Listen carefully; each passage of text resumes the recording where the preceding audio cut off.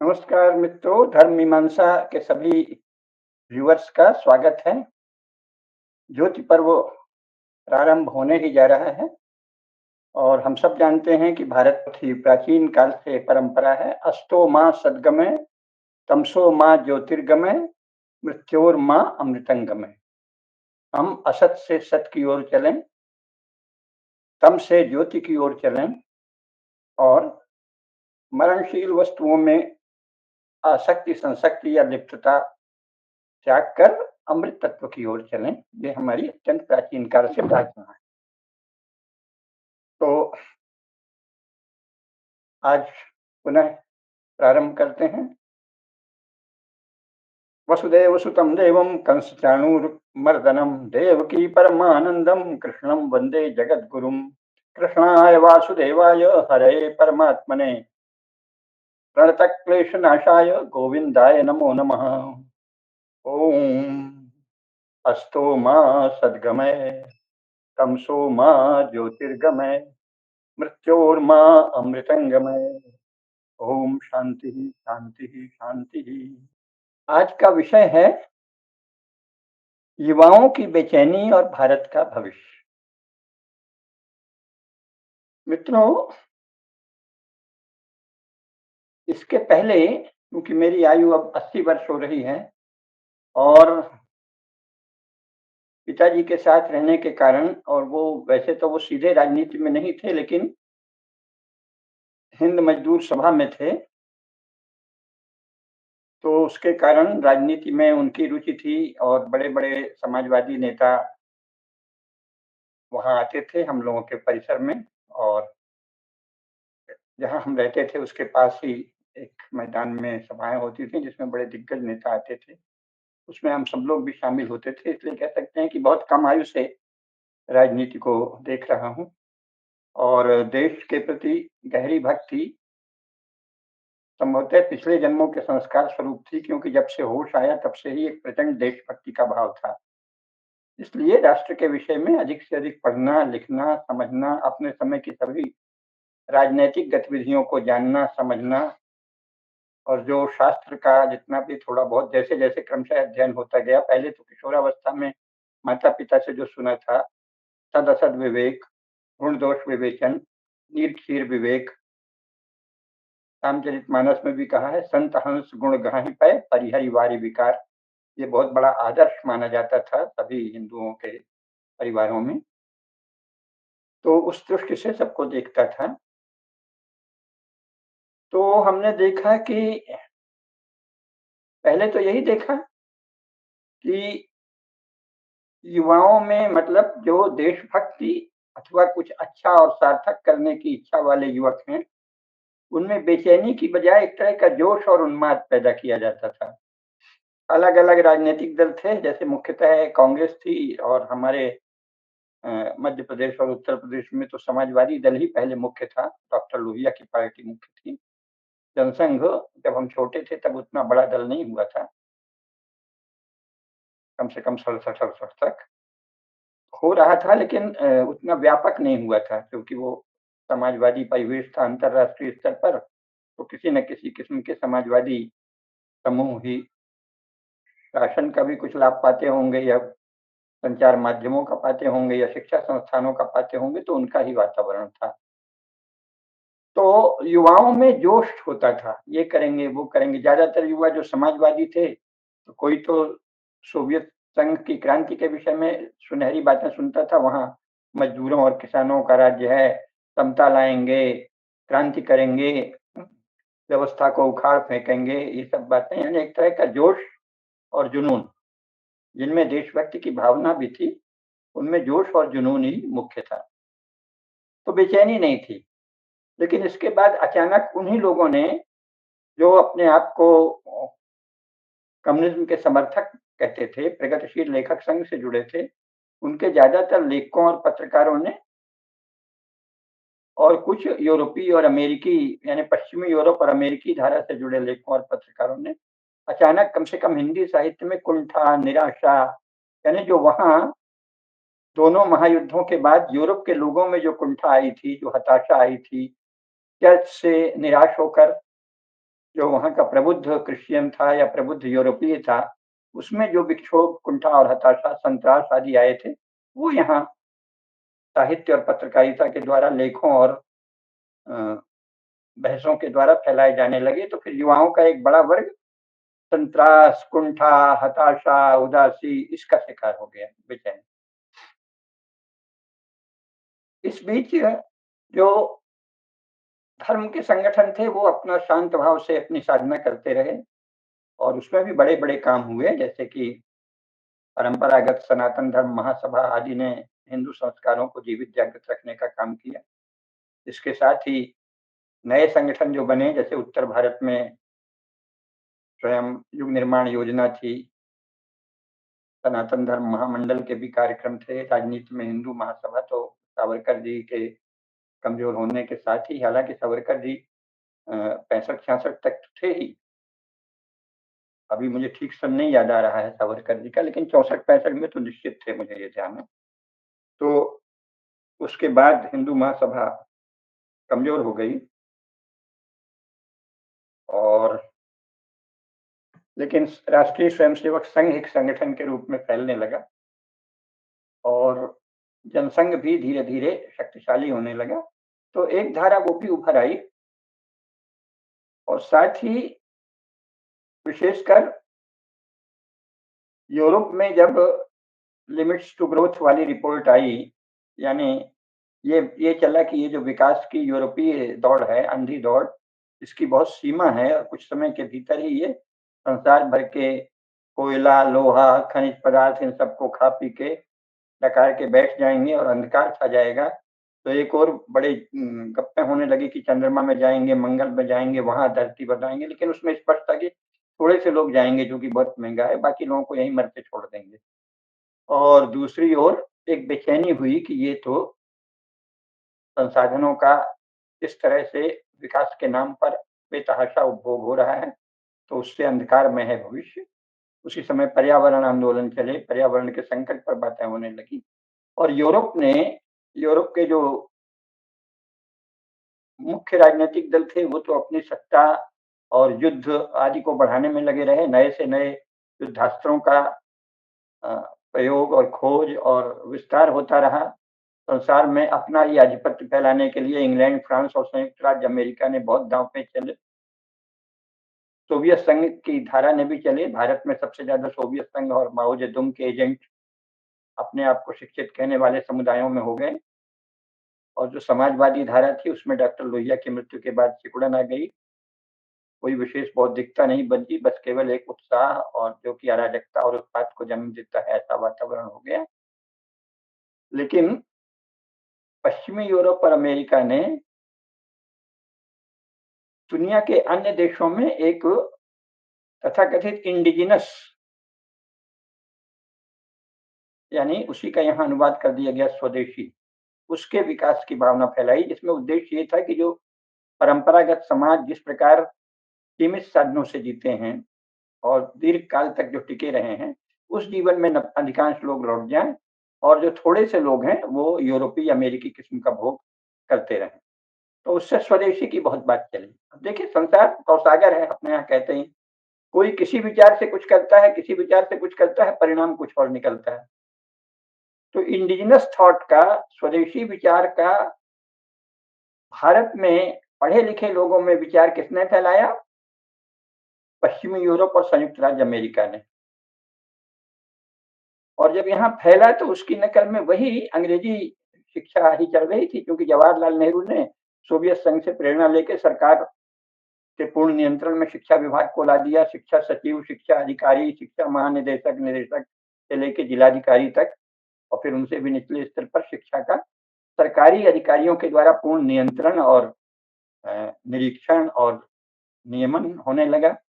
पाठ्यक्रम वही बनाने लगे, विश्वविद्यालय अनुदान आयोग फिर बाद में बना, वो विश्वविद्यालयों के पाठ्यक्रम को नियंत्रित करता रहा। तो शासकीय अफसर और शासक, जो कि किन्हीं अन्य विषयों के विशेषज्ञ हैं, लेकिन विद्या के विशेषज्ञ नहीं हैं। अफसर जो हैं वो कानून और व्यवस्था के विशेषज्ञ हैं, प्रशासन और लॉ एंड ऑर्डर के, और नेता जो हैं वो मास मोबिलाइजेशन, लोगों को कैसे किसी मुद्दे पर बहा ले जाएँ, जोश दिला दें, अपने पक्ष में कर लें, इसके विशेषज्ञ हैं। विद्या का विशेषज्ञ इनमें से कोई नहीं था। और लोगों को भावना से बहा लेने या उनमें भावना जगा देने, अच्छी या बुरी, और मास मोबिलाइजेशन के विशेषज्ञ तथा कानून और व्यवस्था प्रशासन के विशेषज्ञ, ये 2 तरह के विशेषज्ञ भारत में शिक्षा को नियंत्रित करने लगे। तो जाहिर है उससे शिक्षा एक अराजकता का शिकार हो गई। कहीं रूस की नकल मार रहे हैं, कहीं अमेरिका की नकल मार रहे हैं, कहीं इंग्लैंड की नकल मार रहे हैं, जिसके जो मन में आए, किसी नेता को जो झक सर जाए, अफसरों को जो चढ़ जाए, जगह-जगह शिक्षा के तरह-तरह के प्रयोग होने लगे और वो प्रयोग बहुत हास्यास्पद थे। कोई गांधी जी का नाम ले रहा है, कुछ भी कर रहे हैं, लेकिन कोई, क्योंकि गांधी जी ने शिक्षा पर कोई भी व्यवस्थित चिंतन ऊपर से नीचे उच्चतम शिक्षा तक कैसा स्वरूप होगा, इस पे तो कुछ विचार ही नहीं है गांधी जी के। तो आप प्राथमिक शिक्षा कैसी दे लेते हो, उससे तो कुछ बात नहीं बनती ना, उससे थोड़ा-सा इंडिजिनसपन आ जाता है, स्वदेशीपन। लेकिन ऊपर तो देश के विषय में, समाज के विषय में, राजनीति के विषय में, व्यवस्थाओं के विषय में तो वही चिंतन चलता रहा जो या तो सोवियत संघ से प्रेरित था या पश्चिमी यूरोप और संयुक्त राज्य अमेरिका से। लेकिन ये जो स्वदेशी की बात हुई, इसमें अंग्रेजी पढ़े-लिखे समाज में ही जो लोग थोड़े संस्कारी थे, जैसे पहले शुरू में उम, डॉक्टर राजेंद्र प्रसाद, सरदार वल्लभ भाई पटेल, राजर्षि पुरुषोत्तम दास टंडन, लाल बहादुर शास्त्री आदि-आदि, कैलाश चंद्र काटजू, गोविंद वल्लभ पंत, बहुत से कांग्रेस के दिग्गज नेता, रविशंकर शुक्ल, उसी तरह के संस्कारी थे। वो अंग्रेजी शिक्षा से भी परिचित थे और अपने हिंदू संस्कारों से भी। तो उसी प्रकार राष्ट्रीय स्वयंसेवक संघ के भी शीर्ष नेतृत्व में ऐसे ही लोग आए जो अंग्रेजी शिक्षा, आधुनिक शिक्षा पर भी गौरव करते थे और भारत के संस्कारों पर भी। तो उन्होंने स्वदेशी की भावना को अपना लिया और उसके द्वारा स्वदेशी कह के भारतीयता, यानी आधुनिक राजनीतिक व्यवस्था, आधुनिक कानून बने रहेंगे, लेकिन उसमें थोड़ी-सी भारतीयता ले आएँगे, उसको स्वदेशी कहने लगे। तो खान-पान, रहन-सहन, विशेषकर व्यापार में स्वदेशी को बढ़ाने का बहुत कोशिश करने लगे। तो ये चली। अब ऐसे होता है ना, कहीं से कहीं पश्चिमी यूरोप और संयुक्त राज्य अमेरिका ने क्या सोचा था कि हम इन लोगों को बस इंडिजिनस का इतना ज़्यादा भावावेश जगाएँगे कि ये हमारी प्रतिस्पर्धा में नहीं पड़े, हमारी तरह का विकास नहीं करें। थोड़े से लोग जो हमारे एजेंट होंगे, हमारे प्रसारक होंगे, वो हमारे जैसा विकास करें, बाकी लोग उसमें प्रसन्न रहें। और ये नेताओं को भी सूट कर अनुकूल लगता था। लेकिन भारत का समाज, हिंदू समाज विशेषकर, तो बहुत ही अनुभवी और परिपक्व समाज भी है और वो ये भी जानता है कि जो शासन में है, वो जो चला रहे हैं वही भविष्य है। नतीजा ये हुआ कि स्वदेशी की बात तो होती रही, लेकिन गाँव-गाँव तक टूटे-फूटे, ऐंचक-भैंचक, अधकचरे, तथाकथित अंग्रेजी स्कूल खुल गए और उसमें जिसकी ज़रा भी हैसियत होती है, वो अपने बच्चे को भेजने लगा। इससे क्या हुआ कि एक बहुत बड़ा वर्ग ऐसा पैदा हुआ, जो भारतीय संस्कारों के प्रति सम्मान भावना रखता है, हिंदुत्व के प्रति सम्मान भावना रखता है, लेकिन बाकी उसने सब वही पढ़ रखा है, जो कि पश्चिमी यूरोप और संयुक्त राज्य अमेरिका में उत्पादित होता है। राजनीति शास्त्र में, समाज शास्त्र में, वित्त शास्त्र में, मनोविज्ञान में ये सब होता है। लेकिन इसी को काल प्रवाह भी कहते हैं। और एक ये भी बात है कि भारत तो बहुत बड़ा देश है, बहुत ही बड़ा। तो जब करोड़ों करोड़ लोग स्वदेशी बात करने लगे, और संघ की शाखाओं में तो सदा से ही था, नमस्ते सदा वत्सले मातृभूमे त्वया हिंदू भूमे सुखम वर्धितोहम्, महामंगले पुण्य भूमे त्वदर्थे पतत्वेष्टायु नमस्ते नमस्ते। ये सब जो प्रार्थना थी, इससे उस संस्कार वाले कि ये हिंदू भूमि है, इसको महान बनाना है, ये महामंगला कल्याणी भूमि है, वंदे मातरम का गायन उसमें नियमित होता रहा। त्वं ही दुर्गा दश प्रहरण धारिणी वाणी विद्यादायिनी नमामि त्वाम, कमला कमल दल विहारिणी, तुम्हारे प्रतिमा गढ़ी मंदिरे मंदिरे। तो जगदम्बा के विशेष स्वरूप को भारत माता भी कहा जाता रहा। उनकी अनंत शक्ति, अनंत सामर्थ्य, अनंत ऐश्वर्य, अनंत विभूति, उसकी भी उपासना साधना होती रही। इस सबसे एक वातावरण बना। और फिर राजीव गांधी की मौत के बाद जब क्रिश्चियन मिशनरीज ने भारत को ओवरटेक करना चाहा, संपूर्ण भारतीय व्यवस्था को, सोनिया गांधी के नेतृत्व में, और योजना पूर्वक हिंदू धर्म के दमन की कोशिश हुई, तो फिर हिंदुओं को लगा कि अरे, ये तो वो कांग्रेसी नहीं है जो राजर्षि पुरुषोत्तम दास टंडन, महामना मदन मोहन मालवीय, उसके पहले लोकमान्य तिलक, लाला लाजपत राय, बिपिन चंद्र पाल, है ना? और सरदार वल्लभ भाई पटेल या नेताजी सुभाष चंद्र बोस या श्री अरविंद, रास बिहारी बोस, चित्तरंजन दास, ऐसे ऐसे ऐसे संस्कारी भारतीयों की जो पार्टी थी वो तो ये नहीं है। यहाँ तक कि जवाहरलाल की भी ये पार्टी नहीं है, इंदिरा गांधी की भी ये पार्टी नहीं है। इंदिरा गांधी बड़ी खिलाड़ी थी, सोवियत संघ की सोवियत संघ के हस्तक्षेप से शासन में आई थी, लेकिन संतुलन बनाना जानती थी। उधर कम्युनिस्टों को भरपूर प्रोत्साहन देना, इधर भारतीयता की बात करना, माँ आनंदमयी के पास जाना, भारतीय संतों के पास जाना, थोड़े संस्कार भी थे। तो साड़ी तो पहनती ही थी, पूजा पाठ भी करती ही थी। तो अब जो है राजीव गांधी की मृत्यु के बाद ये कांग्रेस जो है वो क्रिश्चियन मिशनरीज का और मजहबी उग्रवाद का और कम्युनिस्ट उग्रवाद का एक गठबंधन बनाने लगी। तो उससे जो भी संस्कारी हिंदू हैं उनको बेचैनी हुई, चाहे वो कांग्रेसी थे या जो भी कांग्रेसी परिवार के भी थे। तो उनको लगा कि अब कुछ परिवर्तन करना चाहिए, तो उसके परिणाम स्वरूप 2014 में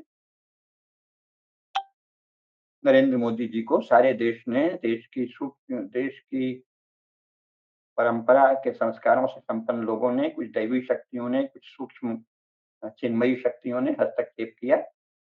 बड़े-बड़े साधु संतों ने, स्वामी रामदेव जी सहित बहुत से लोगों ने अनथक परिश्रम के द्वारा नरेंद्र मोदी को शासन में ले आए वो। उसमें संघ और भाजपा का भी योगदान था, लेकिन केवल उनके मत से नरेंद्र मोदी नहीं आए हैं, ये ध्यान रखना चाहिए। संपूर्ण भारत की ही चेतना ने उनको सामने रखा। तो अब इससे क्या फ़ायदा हुआ कि कौन कहाँ चलता है और क्या हो जाता है, इसे काल प्रवाह कहते हैं।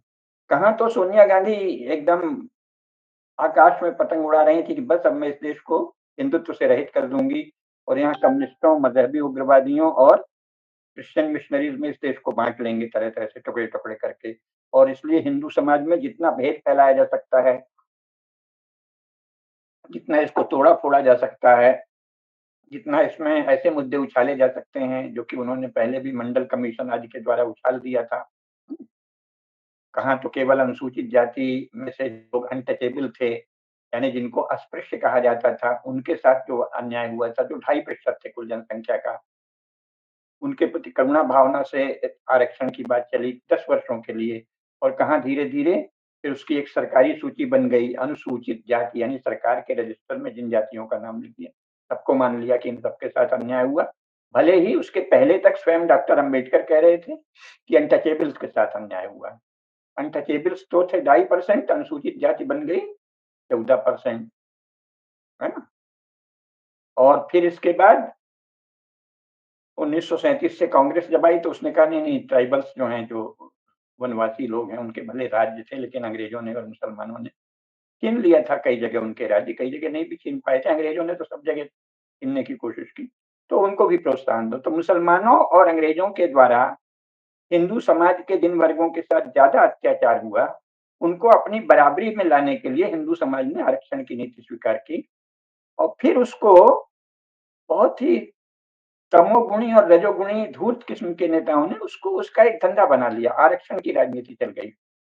और ये जो मंडल कमीशन है, ये तो साकार झूठ का एक पुलिंदा था। उसमें उसके विषय में हम कई जगह बोल चुके हैं, हो सका तो धर्म मीमांसा में भी उसको विस्तार से आंकड़े देंगे।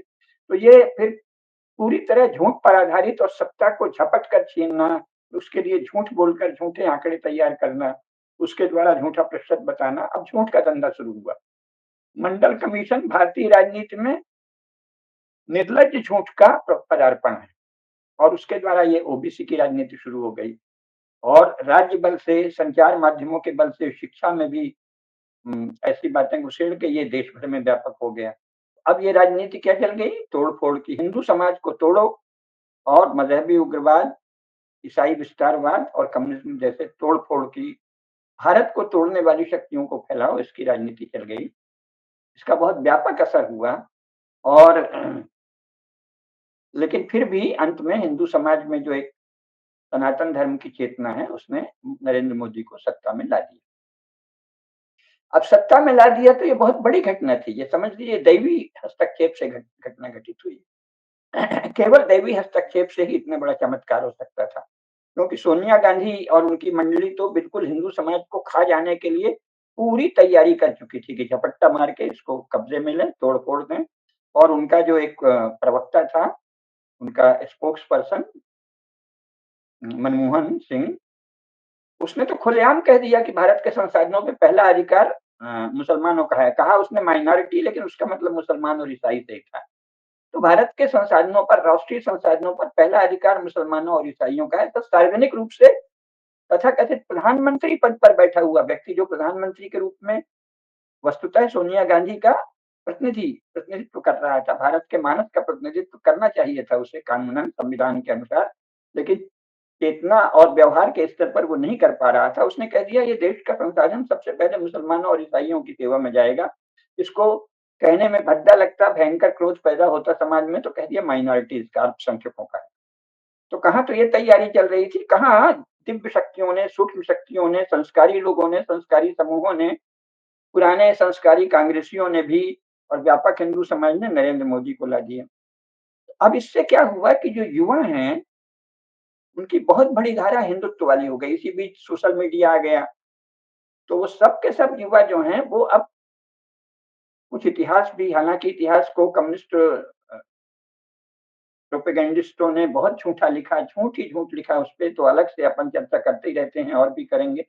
जितना बिगाड़ा जा सकता था भारतीय इतिहास को, हिंदू समाज में जितनी ग्लानि, हताशा, हिंसा, कुंठा लाई जा सकती थी, हिंदू समाज की वीरता का जितना दमन किया जा सकता था, हिंदू समाज के महान राजा रानियों को जितना अपयश का भागी बना दिया जा रहा था, हिंदुओं के क्रांतिकारी हिंदुओं को जितना नगण्य सा बना दिया गया, और उनमें से कुछ जो जरा भी भाषा के स्तर पर समतावादी होने के कारण कभी कभी सोवियत संघ जैसी भाषा बोलने लगा, उसको कम्युनिस्ट ही प्रचारित कर दिया। हालांकि वो बेचारे ऐसे थे कि वो गीता को भी मानते थे और समझते थे कि सोवियत संघ में कुछ समता आ रही है, तो वो भी मानते थे। इस तरह से घटाटोप छाप दिया गया था। वो सब जैसे हिंदू समाज के अवचेतन ने समझ लिया और दैवी शक्तियों ने हस्तक्षेप किया, नरेंद्र मोदी आ गए। तो अब जो युवा हिंदू हैं, उनमें अद्भुत बेचैनी है। क्यों? उनको लगता है हमारे साथ अंग्रेजों ने जो किया, मुसलमानों ने जो किया, वो तो है ही, कांग्रेस ने तो हद ही कर दिया, हिंदू समाज को नाश करने का काम किया। तिब्बत जो हमारा मित्र देश था, शिष्यवत देश था, उसको माओ जेडुंग की कम्युनिस्ट पार्टी के हवाले कर दिया, उसको खवा दिया, भक्षण कर डाला, वहाँ हत्याएं की। आज भी तिब्बतियों की हत्याएं हो रही हैं और उनको बलपूर्वक चीनी बनाने की कोशिश हो रही है। और बहुत बड़ी सीमा चीन को दे दी। पाकिस्तान के पूरब और पश्चिम दोनों में एक शत्रु राज्य बनाने में भी गांधी और नेहरू की भूमिका रही। तो एक भयंकर सा जो दृश्य है, उससे जो हिंदू युवा है उसमें बेचैनी है। तो बेचैनी तो बहुत ही शुभ है, लेकिन ये केवल बेचैनी से बहुत अनिष्ट भी हो सकता है, इसको जानना आवश्यक है। तो ये क्यों नहीं जान रहे हैं? क्योंकि जैसा मैंने बताया कि राजनीति को ट्रांसफर ऑफ पावर के जरिए अचानक जैसे राज्य सत्ता का सजा हुआ थाल मिल गया, उसके बाद ये लगभग भारत के विषय में भी अज्ञानी और विश्व के विषय में भी अपने ढंग से छोटे से छोटी-छोटी चीजें जानने वाले, व्यापक धारा का अध्ययन न करने वाले जवाहरलाल नेहरू जैसे नेता और अंग्रेजों के मित्र बने गांधी जी जैसे लोग, वो तो चले ही गए गांधी जी। तो जवाहरलाल नेहरू आदि ने भारत के युवकों को सरकार के द्वारा नियंत्रित शिक्षा में पढ़ाए जा रही बातों के द्वारा जितना गैर जानकार, एक तरह से मूर्ख बनाने की कोशिश की, जो संसार के विषय में कुछ नहीं जानता, भारत के विषय में भी कुछ नहीं जानता, केवल नारे जानता है, ऐसे युवकों का बहुत बड़ा समूह जो खड़ा कर दिया। तो उससे क्या हुआ कि उन्होंने युवाओं में जोश तो भरा, जैसे मैंने बताया, संतरास और कुंठा भी भरा, लेकिन वो साहित्य में ज्यादा रह गया, क्योंकि भारतीयों का तो स्वभाव नहीं है इतने कुंठित होने, संतरास होने। गांव-गांव में हिंदू मस्त हैं, अपना स्वास्थ्य भी संभाल रहे हैं, परिवार भी संभाल रहे हैं, उत्साह में भी हैं। तो वो कुंठा और संतरास बस वो अखबारों के लेखों और पत्र-पत्रिकाओं और साहित्यिक बहसों और जो सरकारी संचार माध्यम हैं, जो भी उनकी बहसों में, वो वहीं तक रह गया। तो अब क्या हुआ कि हिंदुत्व का आत्मगौरव बहुत है और हिंदू धर्म के साथ इतना अधिक अन्याय हुआ है, हम इतने वीर पराक्रमी तेजस्वी के साथ ही उदार भी थे, फिर भी हमारे साथ लगातार मज़हबी उग्रवादियों ने जितना उनके वश में था उतनी क्रूरता की, पैशाचिकता की, नृशंसता की, बर्बरता की, अंग्रेज़ों ने जितना संभव था छल किया और उससे भी बढ़कर कांग्रेसियों और कम्युनिस्टों ने पूरी हिंदू मेधा को, पूरी हिंदू स्मृति को, पूरे हिंदू इतिहास को नाश करने के लिए जितना अधिक संभव था किया। उसकी स्मृति से हिंदू युवा बेचैन है, उसको लगता है अब तो हिंदू धर्म की पुनः प्रतिष्ठा हर जगह होनी चाहिए और इसके कारण उसमें बेचैनी है।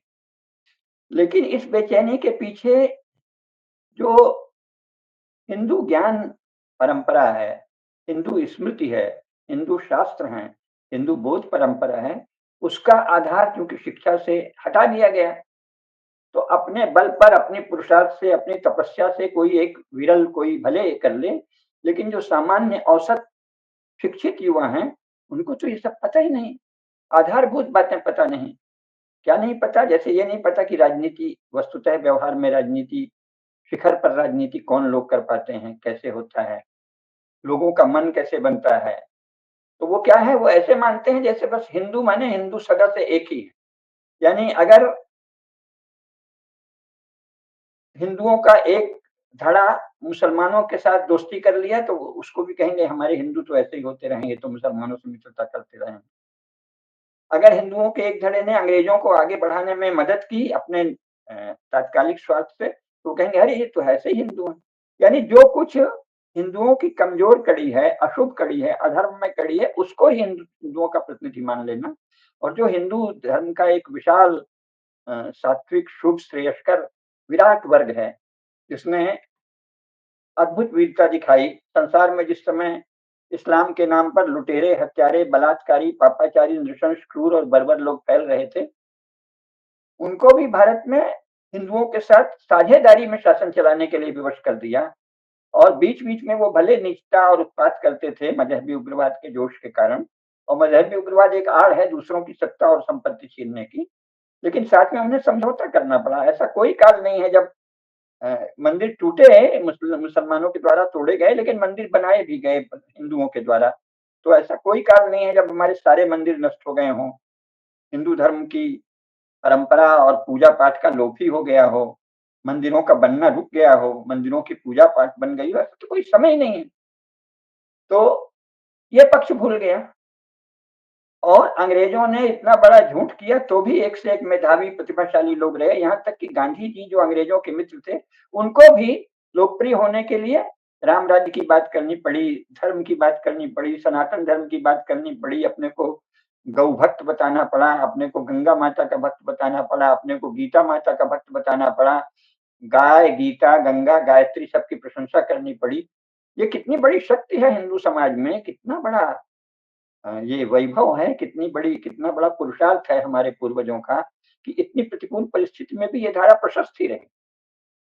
एक तो इसका बोध लुप्त हो गया, बस केवल ग्लानि, क्षोभ, कुंठा, और दूसरी ओर ये भूल गया कि शासन जो चलता है उसके चलाने के लिए कुछ विशेष कौशल होता है। जैसे कि खेती के लिए भी अगर कोई गाँव में बड़ी खेती करना चाहता है, तो अगर वो मिट्टी के बारे में नहीं जानता, किस मिट्टी में धान होगी अधिक, किस मिट्टी में गेहूँ होगा, रबी फसल कैसी मिट्टी में ज़्यादा अच्छी होती है, धान वगैरह के लिए कैसे खेत चाहिए, और जो बाकी मोटी फसलें हैं उनके लिए कैसे खेत चाहिए, मिट्टी के प्रकार नहीं जानता, फसल का समय नहीं जानता, ऋतु का ज्ञान नहीं रखता, नक्षत्रों का ज्ञान नहीं रखता, आकाश का ज्ञान नहीं रखता, कृषि उपकरणों का ज्ञान नहीं रखता, कैसे जुताई, बुवाई, कटाई, निदाई सब कैसे होती है, कोई ज्ञान नहीं रखता, तो वो क्या करेगा? उसकी कितनी भी भावना है।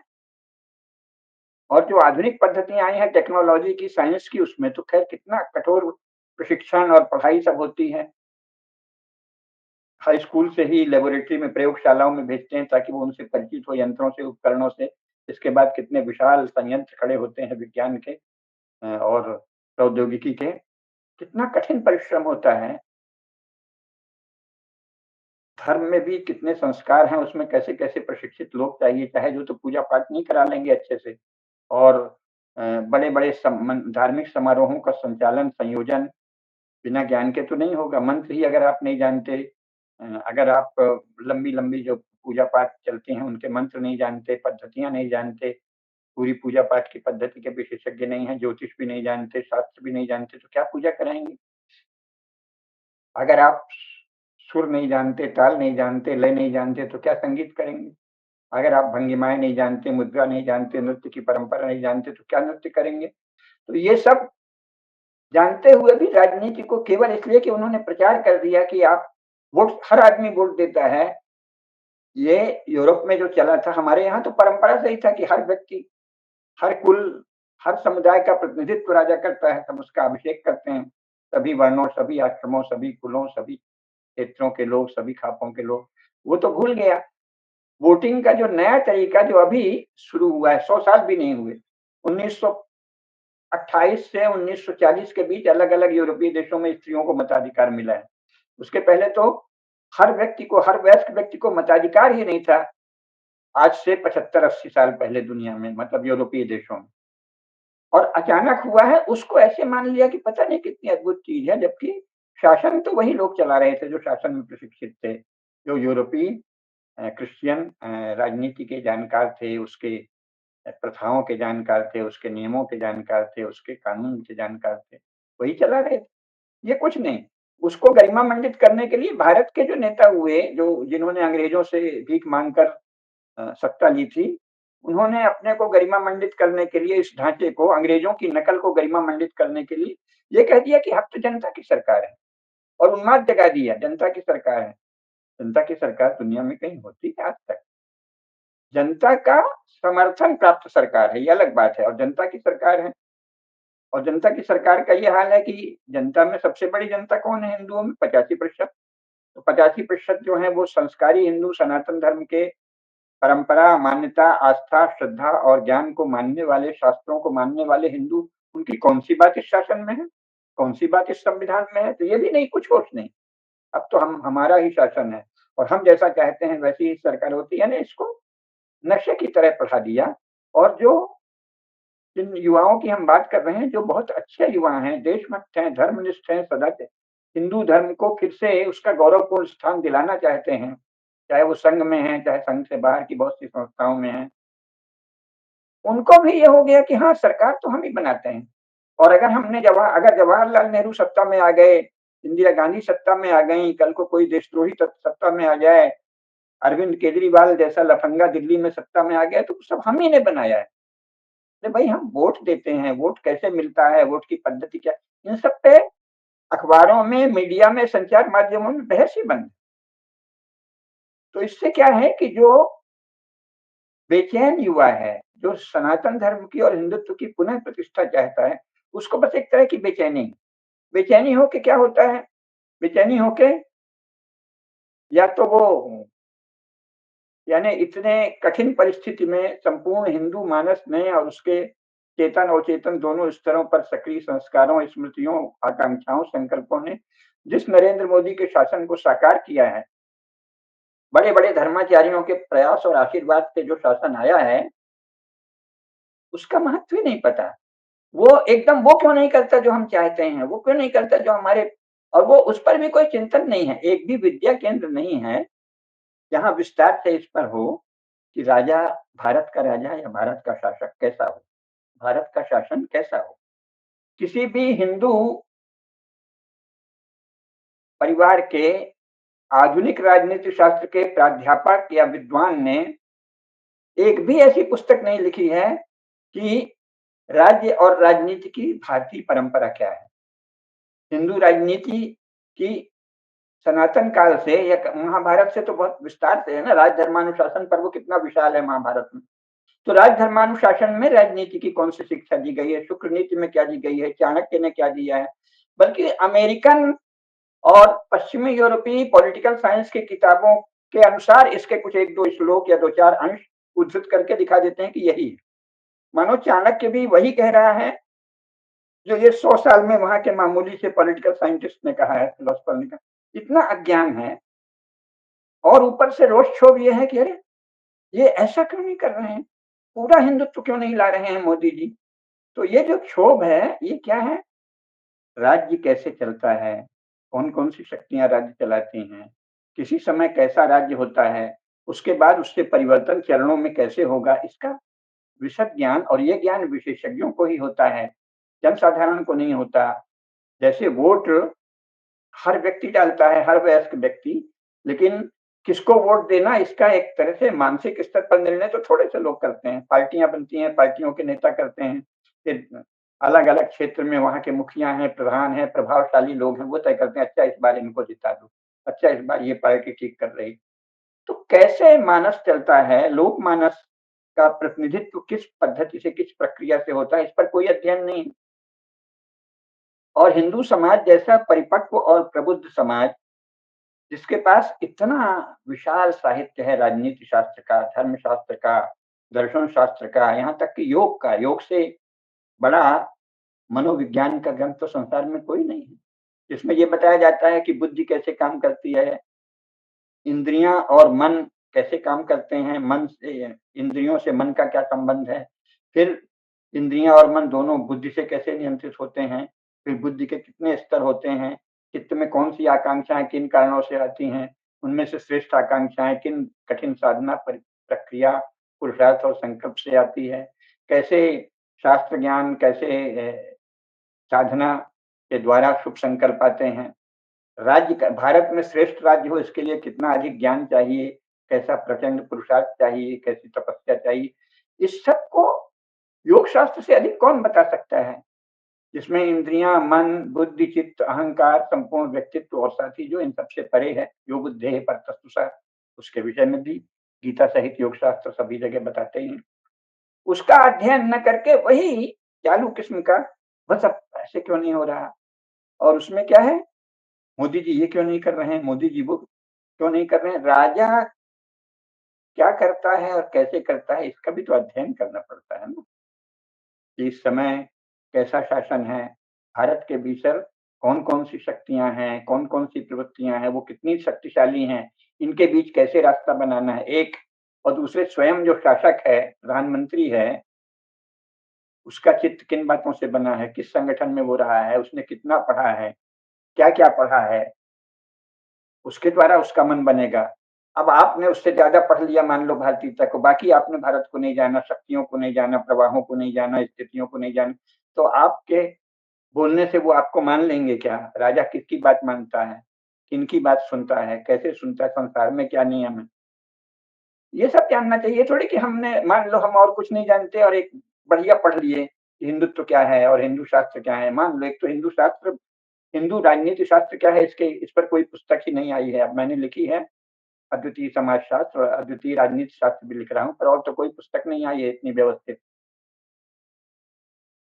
जबकि ये राष्ट्र के स्तर पर इसकी पढ़ाई होनी चाहिए, करोड़ों करोड़ विद्यार्थियों, युवकों, युवतियों को ये ज्ञान होना चाहिए कि भारतीय राजनीति शास्त्र की क्या परंपरा है, क्या मान्यता है, राज्य की व्यवस्था कैसे होती है, समाज और राज्य के संबंध कितने प्रकार के होते हैं, समाज और राज्य का किस प्रकार के का संबंध श्रेयस्कर है, सबका ज्ञान होना चाहिए ना, वो कुछ ज्ञान नहीं। तो हमको कुछ सूझ गया, हम तो बड़े प्रचंड हिंदुत्व है और हमको लगता है कि ये मोदी जी जो हैं वो उतने हमारे जैसे प्रखर हिंदुत्व नहीं है, आपने अपने मन से मान लिया। शासन में तो आप गए नहीं, व्यवहार में तो आपको पता नहीं कि एक मोहल्ले में भी किस तरह से संतुलन साधना पड़ता है, अगर करना पड़े, कुछ नहीं, तो असंतुष्ट है। असंतुष्ट होके आपके भीतर क्योंकि प्रचंड हिंदुत्व है, तो आपको प्रचंड हिंदुत्व का अभिमान है कि मैं तो बिल्कुल सच्चे मन से, निष्ठा से हिंदू हूँ, इसलिए मुझे तो बस ये बताना है कि ये मोदी तो क्या हिंदू हैं और संघ और भाजपा तो क्या हिंदू हैं, सच्चा हिंदुत्व तो ये है, इसलिए हमको संघ भाजपा की निंदा करनी है, मोदी की निंदा करनी है। और इससे मजबूत कौन होगा, राजनीति में तो कभी शून्य नहीं रहता, तो इससे मजबूत वो होगा जो हिंदू धर्म के नाश की पूरी तैयारी 75 वर्षों से करता रहा है। इससे मजबूत वही होगा जो निश्चित हिंदुत्व वही है, जो क्रिश्चियन मिशनरियों, मजहबी उग्रवादियों और कम्युनिस्टों के गठबंधन के लिए दिन रात काम कर रहा है। आप उसके लिए काम कर रहे हैं, ये होश ही नहीं, इसलिए कि आपका मन सच्चा है, तो मन से थोड़ी चलता है, बुद्धि कहाँ तक, बुद्धि कच्ची है, आपका मन सच्चा है, आपकी बुद्धि कच्ची है, इस कच्ची बुद्धि से आप शत्रु का हित पोषित करेंगे अथवा शत्रु के हित के एक अभिकर्ता बन जाएंगे और राष्ट्र का हित या राष्ट्र में जो श्रेयस्कर धारा है उसका हित कमजोर करेंगे। यहाँ मैं ये नहीं कह रहा हूँ कि मोदी जी की आलोचना करना राष्ट्र को कमजोर करना, नहीं, पर कैसी किस भाषा में आलोचना की जाए, कैसे संतुलन लाया जाए, उनके जो कमजोर पक्ष हैं उन्हें कैसे किस भाषा में इंगित किया जाए, इसके अतिरिक्त जो श्रेष्ठ पक्ष है, उनकी कितनी प्रशंसा आवश्यक है, ये इसको समझना चाहिए। और जो कमी हम मान रहे हैं उसको कैसे बढ़ाना है भारत में, इस पर चिंतन करना होगा ना, केवल भावना से तो नहीं होगा। तो इससे दिक्कत होती है, लेकिन फिर भी जैसा हमने बताया, ये तो मैंने अभी वो बताया जो कमियां आ रही हैं, जिनको हिंदुत्व का गौरव है, जिनको हिंदुत्व पर अभिमान है, जिनको हिंदुत्व पर सच्चे हृदय से ज्ञान, आंशिक ही सही ज्ञान भी है और गौरव भी है, और जो सचमुच फिर से सनातन धर्म की, हिंदुत्व की भारत में प्रतिष्ठा चाहते हैं, उनको शासन जैसा सर्वश्रेष्ठ जो शास्त्र है, राजशास्त्र को हमारे यहाँ अध्यात्म शास्त्र के बाद सर्वश्रेष्ठ शास्त्र माना गया। महाभारत क्या कहता है? राजानम प्रथमम विंदेत ततो भार्या ततो धनम। प्रबुद्ध व्यक्ति को सबसे पहले श्रेष्ठ राज्य प्राप्त करना चाहिए। राजानम प्रथमम विंदेत ततो भार्या ततो धनम, उसके बाद विवाह करे पत्नी बन। अच्छी पत्नी बाद में ढूंढिए, हमारा धन कैसे बढ़े ये भी बाद में करिए। राजानम प्रथमम विंदेत ततो भार्या ततो धनम, ये तो शास्त्र का आदेश है। तो आपने तो पहले जाना ही नहीं कि अच्छा राजा कैसे आएगा। अच्छा, अगर इस समय एकदम अच्छा नहीं है तो अपेक्षाकृत कौन राजा है? हिंदुत्व के अनुकूल भारत में हिंदू संस्कार से संपन्न शासन आए, धीरे धीरे हिंदुत्व से संचालित शासन बने, इसके लिए कौन राजा अनुकूल है? अपेक्षाकृत। इस समय जितनी पार्टियां हैं, इस समय जितनी पार्टियों के नेता हैं, इस समय जितनी धाराएं हैं, उनमें कौन हमारे अनुकूल है? राजनीति में तो ये सब देखा जाता है। तो कोई जो साधारण भी बुद्धि रखता है वो जानेगा कि इस समय हमारे सबसे अनुकूल कौन है, तो नरेंद्र मोदी अनुकूल है। भाजपा में निचले स्तर पर वैसे ही नेता हैं जैसे कांग्रेस में है, जो कि इसी मिट्टी के, इसी शिक्षा के, इसी परिवेश के उपजे हैं। नेतृत्व का महत्व है ना। कांग्रेस में तो एक से एक संस्कारी नेता थे। रविशंकर शुक्ल, कैलाश नाथ काटजू, गोविंद वल्लभ पंत, राजर्षि टंडन, महामना मालवीय, लोकमान्य तिलक, कैसे कैसे लोग कांग्रेस में रहे हैं। सरदार पटेल। और हुआ क्या, जो उनका लीडर था वो चूंकि सोवियत संघ से प्रभावित कम्युनिस्ट था और ज्यादा कुछ भी नहीं जानता था, लेकिन दूसरे का एजेंट, दूसरे का अभिकर्ता, दूसरे का हस्तक बनने को तैयार था, तो उसने देश को कहां से कहां पहुंचा दिया। और फिर भी राजीव गांधी तक कुछ तो संतुलन वो बनाने की कोशिश करता रहा। संस्कार कहीं ना कहीं तो हिंदुत्व के थे। उसके बाद ये सोनिया गांधी आई, तो सारा देश तो वही था। सारे देश में तो इस बीच हिंदुत्व के लिए बहुत काम हुआ था। तरह तरह की धार्मिक आध्यात्मिक संस्थाएं भी सक्रिय थी। लोगों में हिंदुत्व का स्वाभिमान और आत्मगौरव भी आ गया था। स्वयं इंदिरा गांधी सनातन धर्म की महिमा गाने लगी थी। राजीव गांधी ने भी, पहले तो राजीव गांधी ने कहा कि मैं ही राम जन्मभूमि पर मंदिर का शिलान्यास कर दूं। वो एक अलग किस्सा है, वो राजनीतिक कारणों से दूसरे लोगों ने कहा कि इनको श्रेय मिल जाएगा तो नहीं करने दी। एक ऐसा इतना लचीला आदमी। लेकिन उसके बाद सोनिया गांधी आई तो उसने क्या किया, संपूर्ण हिंदू समाज को सदा के लिए दमित और वशवर्ती बनाने के उपाय शुरू कर दिए, केवल एक नेतृत्व के कारण। फिर भी नेतृत्व का महत्व समझ में नहीं आया। तो ऐसी स्थिति में कौन सा नेतृत्व हिंदुत्व के, भारतीयता के, सनातन धर्म के सर्वाधिक अनुकूल है? इन्हीं में से चुनना पड़ेगा ना, क्योंकि राजनीति में शून्य नहीं रहता। तो इतनी समझ भी नहीं है तो युवाओं की बेचैनी, अगर ज्ञान से पोषित नहीं है, जिस विषय में आपको बेचैनी है उस विषय का अनुशासन और अध्ययन ठीक से नहीं है, तो ये वैसे ही है जैसे कि कोई बिना विज्ञान को पढ़े किसी वैज्ञानिक संस्थान में पहुंच जाए और टेक्नोलॉजी को जाने बिना किसी बहुत ही विशाल टेक्नोलॉजिकल स्ट्रक्चर के सामने खड़ा हो जाए, कुछ भी करने लगे, तो वो तो दुर्घटना ही करेगा। और ये जो राजनीति है, ये तो टेक्नोलॉजी, साइंस और सारी चीजों से बड़ी हुई ना, क्योंकि ये देश को नियंत्रित करती है। तो इसमें कितना ज्ञान चाहिए, इतना विवेक तो चाहिए ही कि देश में अभी की जो नेतृत्व है, अभी की जो पार्टियां हैं, अभी की जो धाराएं हैं, वो सब तो हिंदू धर्म के नाश के लिए या तो काम कर रहे हैं या हिंदू धर्म के नाश की प्रक्रिया के समक्ष मूक हैं। अगर उनको समझ भी है कि नाश हो रहा है, सोचते हैं अच्छा होगा फिर देख लेंगे, हमको सत्ता में आ जाने दो। तो ऐसे में किसको चुनना चाहिए, किसका विरोध करना चाहिए, ये भी समझ नहीं है। लेकिन दूसरी ओर ये भी सच है कि अच्छे अच्छे जो संस्कारी लोग हैं, देशभक्त लोग हैं, संघ से दीक्षित लोग हैं, वो भी बेचैन है कि ये तो नरेंद्र मोदी जी, कई बार लगता है कि भारत को अमेरिका ही बना देंगे। उनकी बेचैनी भी सच्ची है। केवल नरेंद्र मोदी नहीं, भाजपा के सभी नेता अमेरिका की दिशा में जाते दिख रहे हैं, तो उसको लेकर बेचैनी भी ठीक है। तो युवा वर्ग में जो बेचैनी है, वो अपनी जगह उसका आधार है, लेकिन मेरा केवल ये कहना है कि देश की वास्तविक सेवा करना, देश में शुभ प्रवृत्तियों का सचमुच संचार करना, देश में सनातन धर्म को सचमुच प्रतिष्ठित करना, ये बहुत बड़ा काम है, इसको हल्के से मत लीजिए। और हम में भावना आ गई इसलिए हम इसके अधिकारी हो गए, ऐसे मत मानिए। बड़े छोटे-छोटे विषयों में आप अधिकारी नहीं होते जब तक उस विषय का अध्ययन न कर लें, ज्ञान की साधना न कर लें, मनन न कर लें। तो इतने बड़े विषय में, इसमें जैसा हमने कहा राजानम प्रथमम विंदेत ततो भार्या ततो धनम, जब शास्त्र कहता है, ये तो कितना ज़्यादा जानकारी चाहिए। इसको थोड़ा धैर्य रखें, जो सच्चे हैं, जो लोग राहुल गांधी के उकसावे पर, कांग्रेसियों के उकसावे पर, मिशनरियों के उकसावे पर, मजहबी उग्रवादियों के उकसावे पर, किसी मुस्लिम समूह के द्वारा कुछ धन दौलत या लड़की दे देने पर, किसी लालच के कारण, किसी ईसाई मिशनरी के स्कूल में पढ़े होने के कारण, उसके द्वारा भरमाए जाने के कारण जो लोग मोदी का विरोध कर रहे हैं, उनकी बात मैं नहीं कर रहा। लेकिन जो सचमुच देशभक्त हैं, सच्चे हैं, जिनके मन में उचित बेचैनी है, उनको ये जानना चाहिए कि उस विषय का शास्त्र पढ़ना होगा। अभी तो ये भी नहीं हुआ कि भारत में सनातन धर्म के अनुसार राजनीति शास्त्र के विषय में अध्ययन की एक भी पुस्तक लिखी गई हो या एक भी विद्या केंद्र बना हो। एक भी विद्या केंद्र नहीं। भारत का शासन कैसा हो जो सनातन धर्म पर आधारित हो, भारत की न्याय व्यवस्था कैसी होगी जो सनातन धर्म पर आधारित होगी, भारत की सामाजिक संरचना में क्या रहा है और उसे कैसे जवाहरलाल नेहरू ने नष्ट किया है और कैसे अब कानून के द्वारा ही उसे बेदखल कर दिया गया है, किसी विषय पर तो ठीक से अध्ययन नहीं है।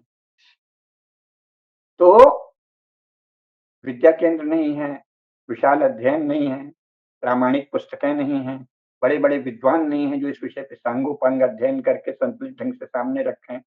इसको जानना चाहिए।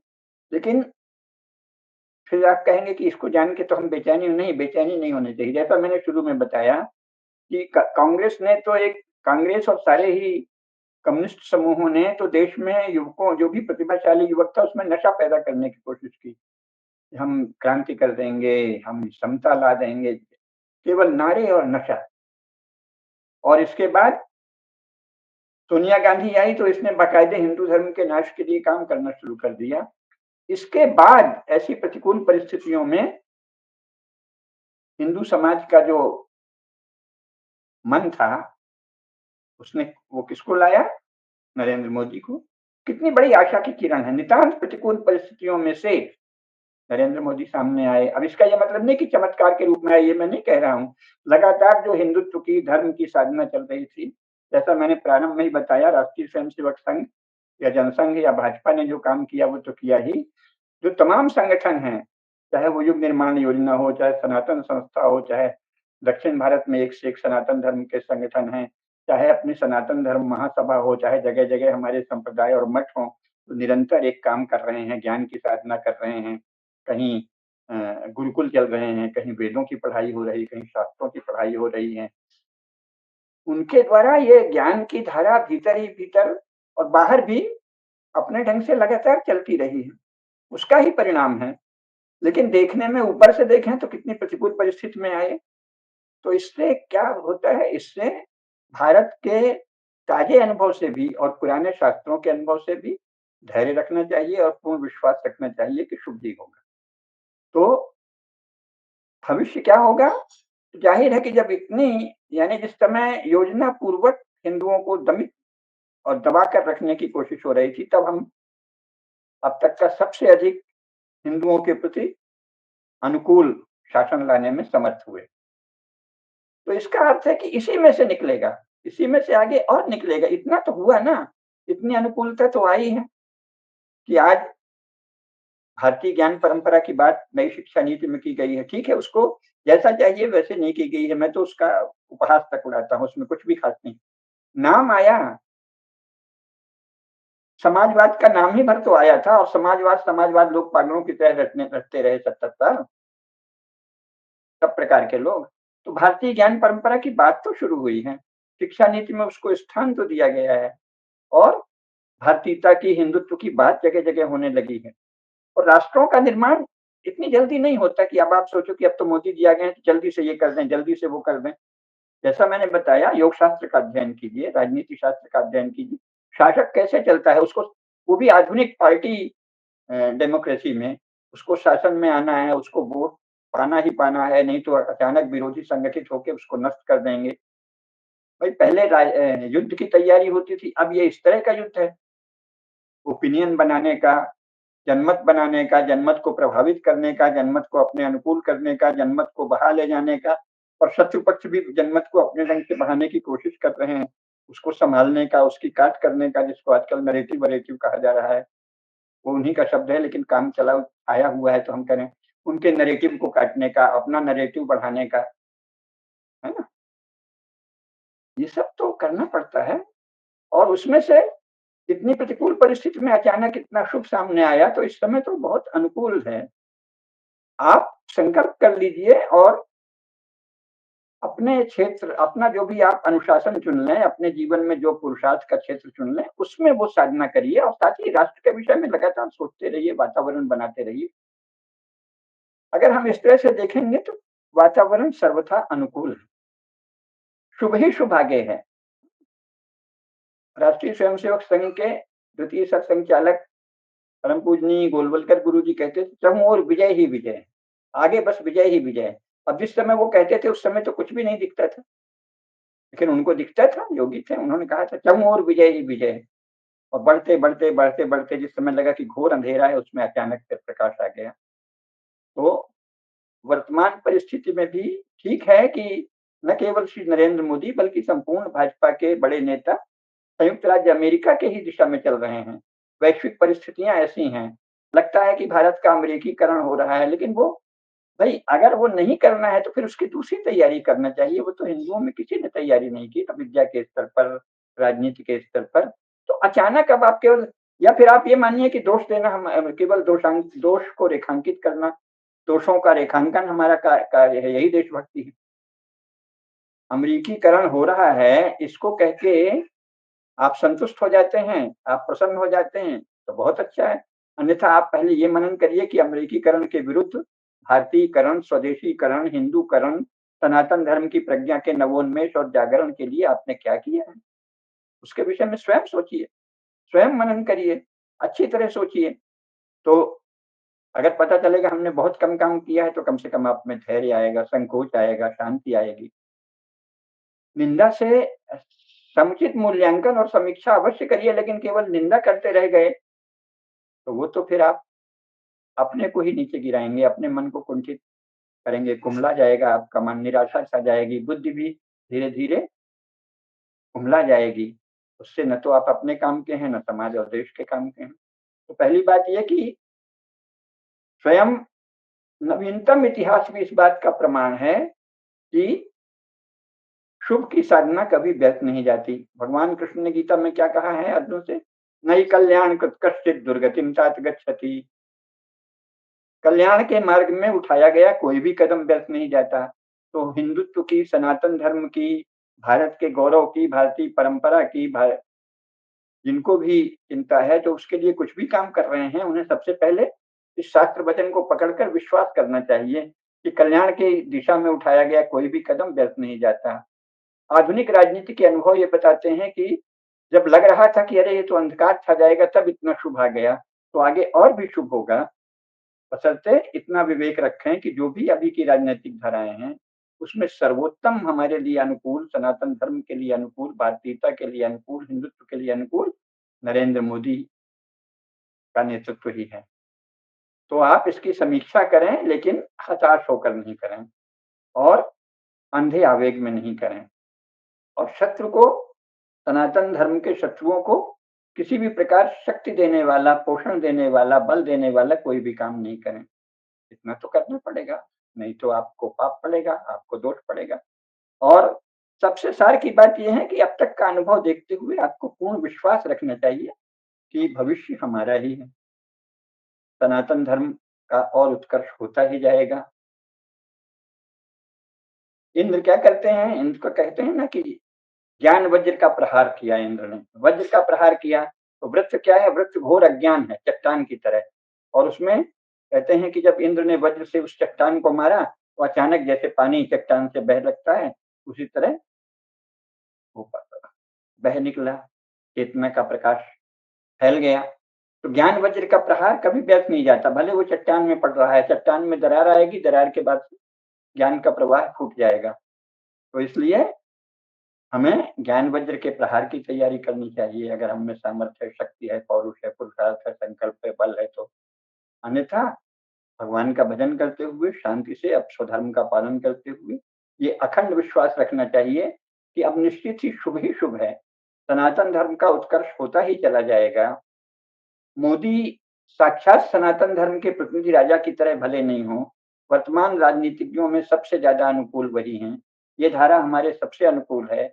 आगे इस धारा में और भी तेजस्वी लोग अवश्य आएंगे। अपने स्तर पर आप अपना कोई अनुशासन चुनकर उसकी साधना कीजिए और भारत का भविष्य उज्जवल ही है। सनातन धर्म की यहाँ प्रतिष्ठा और भी अधिक दीप्ति के साथ होगी ही होगी, यह विश्वास मानकर चलिए और अपनी बेचैनी को संतुलित और सम्यक बना के सभी युवा अपना अपना स्वधर्म चुनकर काम करें। हमारा भविष्य निश्चित ही उज्जवल है, यही कहना है। धर्म की जय हो, अधर्म का नाश हो, प्राणियों में सद्भावना हो, विश्व का कल्याण हो। नमः पार्वती पतये, हर हर महादेव।